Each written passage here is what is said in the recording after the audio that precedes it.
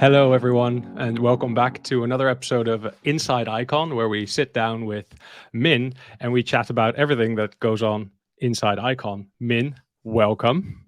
Welcome back, I should say. We did the first episode last month with Fez. This is episode 2.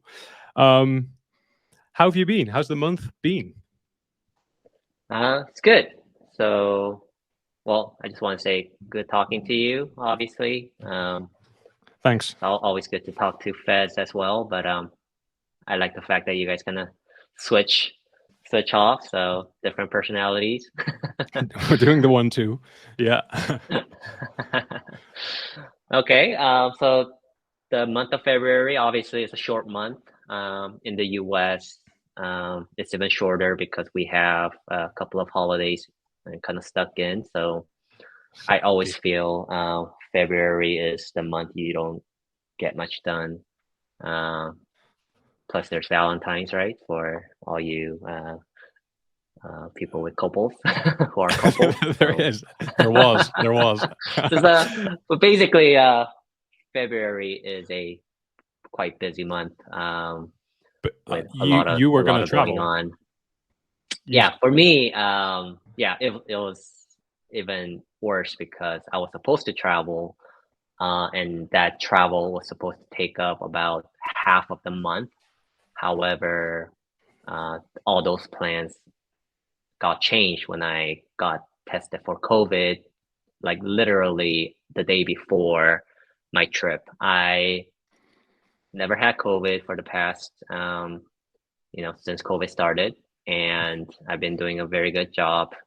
However, I went, and it just, I think I attended a funeral a week before. I think that's where I got it, and it kind of screwed my plans for the entire month. So, for the most part, I was recovering from COVID and trying to get myself productive, trying to reschedule my business trip, which I did, and we kind of go into it more later on this episode. But yeah, just trying to get healthy and trying to be productive and trying to use the most out of my time this month. Yeah. We can. I'm curious about that. You've rescheduled the business trip, so it's happening still because you looked excited about it last time. So when the news came that you fell ill, I felt bad. I thought, oh, there you go. Yeah. So last time I was supposed to go to spend majority of my time in Vietnam and Singapore. I always like to kind of stick in Singapore or one other country, just a few days just to catch up with a few folks. But Vietnam was already covered by other members of the team. So, they just went ahead without me, which was totally fine. And I think we had some great results there. So hopefully some good things will come out of it.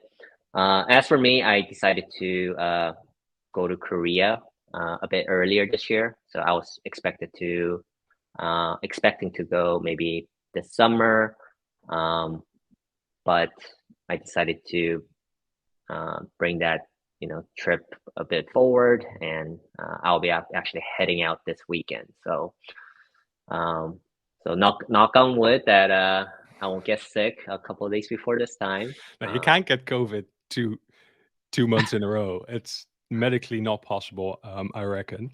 But Korea is interesting. Yeah, Korea. I haven't been back to Korea since COVID, so there's that. So I already have some good meetings scheduled, and it's going to be all over the place. Yeah, it'll be a very busy next 2 weeks. There's been news coming from Korea in the past month circling around STOs, and you even tweeted yourself, let's get the STO party started. And understandably, community members are asking, what does this mean for Icon? Like what is this news in the first place? Because a lot of the articles are in Korean and most of us don't read that or can't read Korean. And what does it mean for Icon? You had a quote in the recent newsletter saying that it would mostly affect private blockchains, which Icon is not on the short. Mm-hmm. Is there anything you could add to that or add some nuance? Yeah. So when I'm talking about let's get the STO party started, it basically means that now that we have a specific guideline provided by the Korean regulators, FSC, it now opens up the door for all these companies, including our partners in Korea, such as Parameta, to start making plans and trying to innovate in that space and try out different products and features and whatsoever, so that there's going to be a lot of experiments in the next few years around security tokens. So that in itself is extremely exciting. Yeah.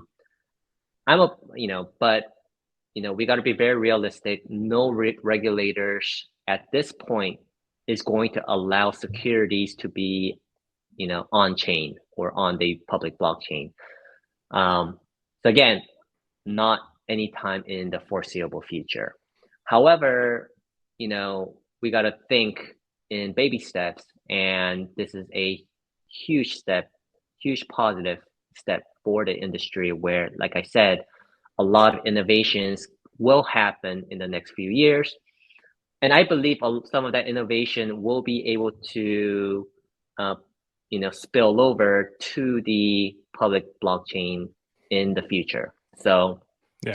I don't know what that means, but what history has shown us over the past decades or so is that the important part is that first step is for some of the best minds and a lot of investment dollars to go in so that innovations can happen, and that usually has a very profound positive effect for the long-term state of STOs and the industry. So yeah, I think we're all going to be benefiting. And the question is, for Icon, how much of the pie can we get? And obviously, with Parameta being a clear leader in the enterprise blockchain space in South Korea, I think they are, and as well, our partner Parameta is well positioned, but also that indirectly puts Icon in a good position as well. So whatever there is to come. So how that will translate to success of STOs is another story. So we'll see how that kind of come to be. But yeah, we'll see. Like, there's going to be a lot of competition, and we'll see. Everyone's going to be wanting their slice of the pie. Yeah. So a very long party, essentially. Yeah. Is any of the meetings in Korea next week? Are they also with the Parameta, the partner? Oh yeah, definitely. So I'll be spending a good share of the time with the management team in Parameta, along with some of the technical people there, and also some of the Parameta partners. As usual. So it'll be a very interesting discussion. I'm very looking forward to it. I learn a lot through these kind of face-to-face meetings every time I go out to Korea, and hopefully I'll be able to share some of those learnings with some of the folks here in our community. Yeah. And we'll see. Yeah. Cool. All right. So that's STOs. We've got some other questions. Actually, on the other side of the pond in the United States, the SEC is hitting the headlines with not so positive news. They've settled with the staking in the US seems to get banned or either attacked. There's this lawsuit with this stablecoin issuer. With that going on, what's the position of Icon with regards to American regulation doing the opposite, like clamping down on blockchain activity? Is Icon safe because it's not in America, or how does that work? Yeah, So I think is Icon safe? Is just, Icon is as safe as any other protocols or projects that are operating, partially in the US and outside of the US. So we'll see how that turns out. In terms of like, is any project safe from the SEC? Is a very difficult question because the US has a very stronghold of, any jurisdiction. So I think the recent lawsuit against Terra is a good example of the SEC being able to reach a lot farther than most regulators, because if you look at Terra was operated mostly outside of the US, and the founder is not even a US citizen, but they were still able to push forward and file a lawsuit against Terra and its founder Do Kwon. So I think that's a good example of like, what does that mean? I've had a lot of questions asking like, how do you even enforce something like that when the when the founder is not living in the US. And if you look at Terra's operations today, I don't think they have any operations in the US. So there's no real benefit or risk to Terra at the because they are operating outside. But we'll see what type of reach can SEC get with that particular lawsuit. Kind of going back, so again, Icon, I think we've done the best we can in terms of our project's legal structure to be operating outside of the US as much as possible. But obviously, we do have some presence here in the US. We have very talented people that we wanted to hire to work in the US. You obviously is not here in the US, so there are obviously you've also hired untalented people in Europe. No, we have a great team, so very proud of it. We do. Oh, sorry. On the team, I've got a question coming up about that. So just continue on that.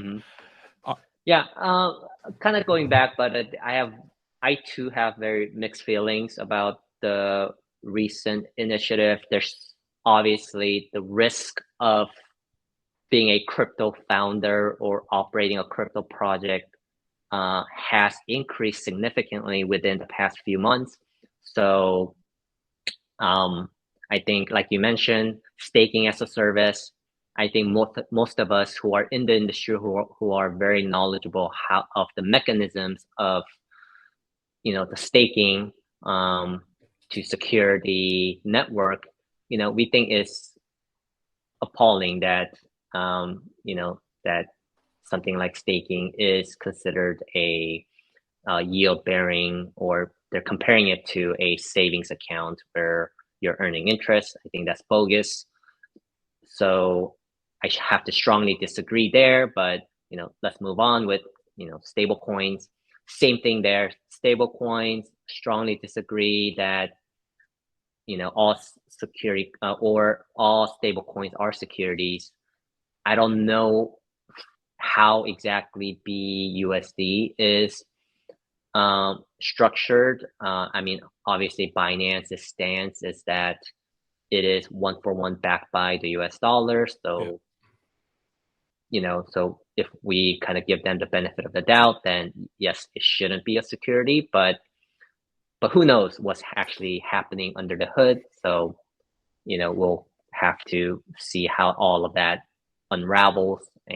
But stablecoin, for what it is and what it's supposed to be, I have to strongly disagree with the SEC that it is a security. So all of us, all the lawyers, who are in crypto, I believe is, strongly disagrees with that position as well. There's one other, which is, there's a few others, but maybe if I could talk about one more. I think qualified custodian is, I actually think there's some merit to this. However, how those guidelines and how how that kind of plays out in terms of who can participate becoming a qualified custodian, like who could apply for a permit or a license to be a qualified custodian. If crypto firms or crypto startups are excluded from that, and only traditional banks who have no experience of doing custody of digital assets are the only people who have rights to become a qualified custodian, I have to highly disagree. So I think we need to kind of see how who gets to apply for such permit. So yeah, I think that's a big question. And also, like, I think the cost of becoming a qualified custodian, I kind of presume is going to be very advantageous for multi-billion-dollar, million-dollar, financial companies. So if they make it very difficult for really experienced companies who should be qualified for such permit but excluded from getting a permit, I think that's going to be a big problem. Yeah. So no, the opposite of what we would like to see, actually. Do you think this is going to take, because the Kraken exchange seemed to, the news that they settled with the SEC, that was quite quick, but usually these lawsuits, they draw out, they can go for years. Right. Is that something that we expect happen here? Well, yeah, obviously SEC, I think one of the things that crypto Twitter has to understand is SEC, it takes time for people in the SEC to put together a case and go after, whatever agenda that they set. So, and it takes, once they file a lawsuit, it takes a while to negotiate and for the actual news to come out. So, I would assume that we will hear back, like it will take months or if not years for some of these things to resolve. And I'm sure there's a few things that's happening. Yeah. It will, it's with any,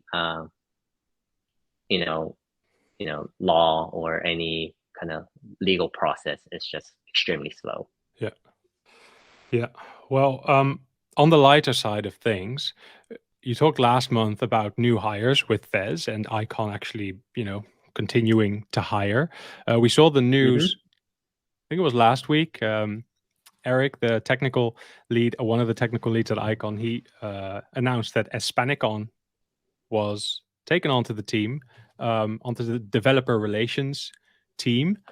So that's fun news. Espanicon has been a long-time community member, always helping out in all the chat and Discord channels. Yeah, is this hire? Does this signal the Icon strategy to increase, what is it, developer support, developer resources? Is that the move? Can you talk to that, or am I spitballing? Yes. No. I think that's correct. So Espanicon or Fidel. So Fidel's been a very active, loyal member of the Icon community for a number of years. So we've known him for a while, and he's been contributing since day one. So he's been doing a good job. We all knew about it. When Eric came on board, I think Eric and Fidel clicked very well, and Eric felt that Fidel could help benefit the Icon community more if he could spend more time working on and focusing on developer experience is what I would like to call it. So Fidel and Eric is responsible for figuring out how to improve developer experience, by using the Icon products, by talking with other developers and coming up with documentations and coming up with other means to try to improve, again, the developer experience. So, so hopefully this will result in, faster execution and, again, improved quality of developer experience. Yeah, well, it is great news, and I'm quite happy to see that happen. I'm curious to see if we're talking about more hires next month, or if this is it for a while, and then I'm not exactly sure what's happening behind the scenes there.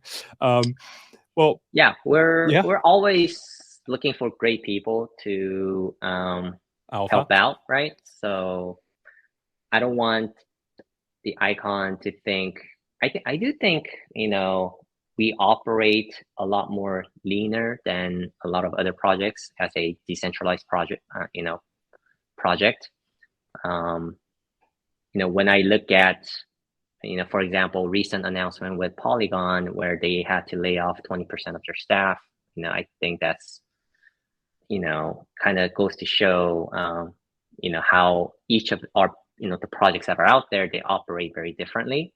I do think the vision of Icon has always been to support as many developers and contributors on the Icon project. So it doesn't really matter if you are a contractor or, or a full-time member. We don't really, I think those lines are quite blurred in the Icon ecosystem. So, at the end of the day, what we want to do is provide those resources to the right members so that they could get to work and try to create like even better, more benefits for the Icon community. So at the end of the day, that's all that matters. Yeah. And that's, well, that seems to be going in the right direction from what I can see. Yeah, that kind of, it brings me to the last point actually for our monthly catch up.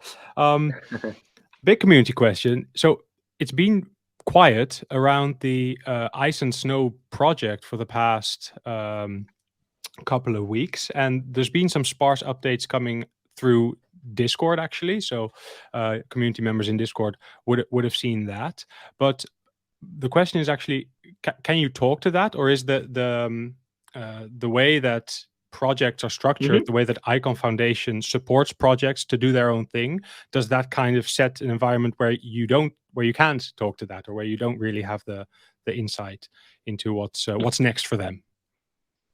Yeah. So I mean, all in all, we do have members of the Icon team that talks to the Ice and Snow team on a regular basis to get a sort of an update.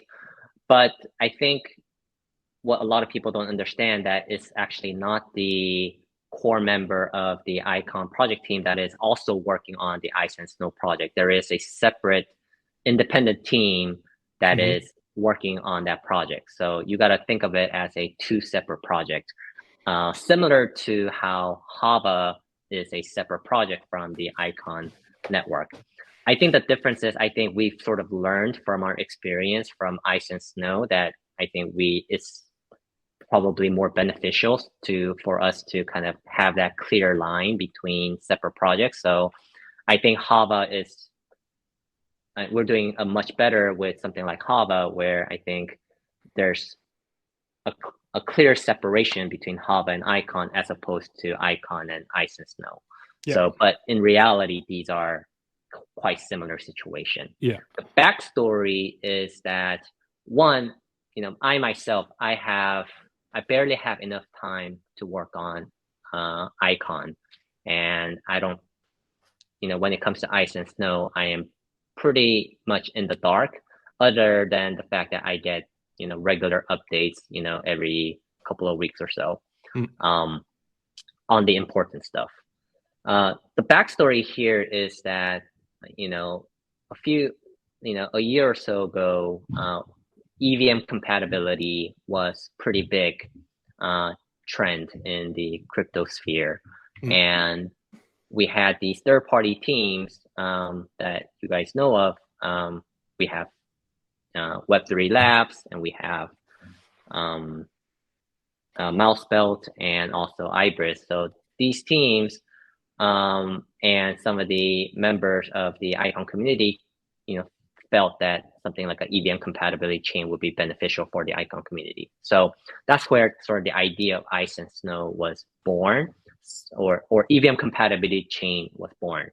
that evolved to something bigger and becoming a Polkadot parachain and becoming, the ICE project and also the Snow project. So, but these are projects that are run officially by the independent teams who want to build EVM compatible chain. So that's how sort of the project started. And Icon Foundation, our position and my position is that, again, we do what we can to support our community members who want to contribute to the Icon project. So, and that's exactly what we've done. It's like giving a grant to these teams so that they could do what they sort of plan to do.